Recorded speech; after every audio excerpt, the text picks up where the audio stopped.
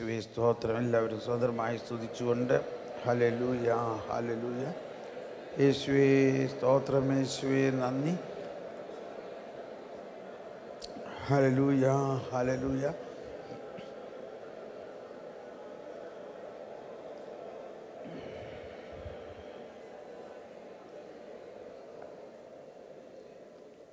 Praise the Lord. എൻ്റെ ഒരു വിലയിരുത്തൽ അല്ലെങ്കിൽ ഒരു നിഗമനം, നിങ്ങൾ ശുശ്രൂഷകരായ നിങ്ങളെല്ലാവർക്കും കർത്താവ് തരുന്ന വലിയൊരു അനുഗ്രഹം ഈ ധ്യാനത്തിലൂടെ, പ്രത്യേകിച്ച് നിങ്ങൾ കുറേയും കൂടി സമയം വ്യക്തിപരമായി പ്രാർത്ഥിക്കണം. ഇത് പൊതുവായിട്ട് ഞാൻ പറയാം. എനിക്ക് കിട്ടുന്ന ഒരു ഉൾക്കാഴ്ച, നിങ്ങൾ വ്യക്തിപരമായ പ്രാർത്ഥനയിൽ പിന്നോട്ടാണ്. നിങ്ങളിങ്ങനെ ഇരുന്ന് കൊടുക്കുന്നില്ല. രാവിലെ എണീക്കുമ്പോൾ തന്നെ കുറച്ച് സമയം അവിടെ തന്നെ ഇരുന്ന് നമ്മിൽ വസിക്കുന്ന ദൈവവുമായിട്ട് അല്പസമയം ലയിച്ച് പ്രാർത്ഥിച്ച് നിങ്ങൾ തന്നെ നിറയണം. ഇത് ഞാൻ ഒരുപാട് പ്രാവശ്യം പറഞ്ഞു കഴിഞ്ഞതാണ്, എങ്കിലും വീണ്ടും ഇങ്ങനെ തോന്നുകയാണ് പറയാൻ. നമ്മുടെ ജീവിതത്തിൽ, നമ്മുടെ കുടുംബ ജീവിതം, നമ്മുടെ സാമൂഹിക ജീവിതം, നമ്മുടെ ശുശ്രൂഷാ ജീവിതം, നമ്മുടെ വ്യക്തിപരമായ ജീവിതം, ഇതിനെല്ലാം ആവശ്യമായ ഇതാ വചനം വരുന്നു. 2 പത്രോസ് 1:3. 2 പത്രോസ് 1:3. അവൻ്റെ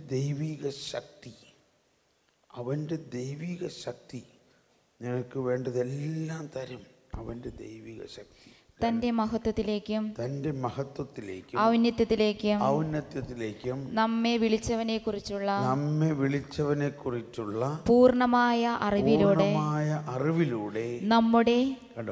നമ്മുടെ ജീവിതത്തിനും, എല്ലാവരും ഏറ്റു പറഞ്ഞുകൊണ്ട്, നമ്മുടെ ജീവിതത്തിനും ഭക്തിക്കും ആവശ്യമായവയെല്ലാം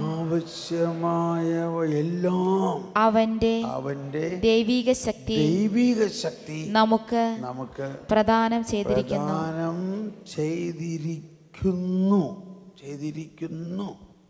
ഇറ്റ് ഈസ് ഡൺ. ആ ശക്തി ഉപയോഗിക്കാതെയാണ് നമ്മൾ ജീവിക്കണേ സ്നേഹമുള്ളവരെ.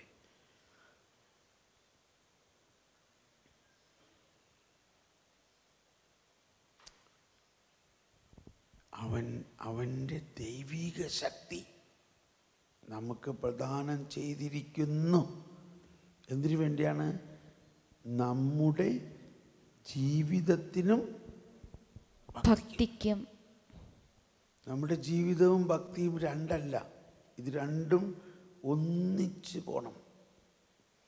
നമ്മളിവിടെ ഭക്തിപരമായ പല കാര്യങ്ങളും ശുശ്രൂഷകളൊക്കെ ചെയ്യും, ജീവിതം വേറെ. അങ്ങനെയല്ല. നമ്മുടെ ജീവിതത്തിനും ഭക്തിക്കും ആവശ്യമായവയെല്ലാം.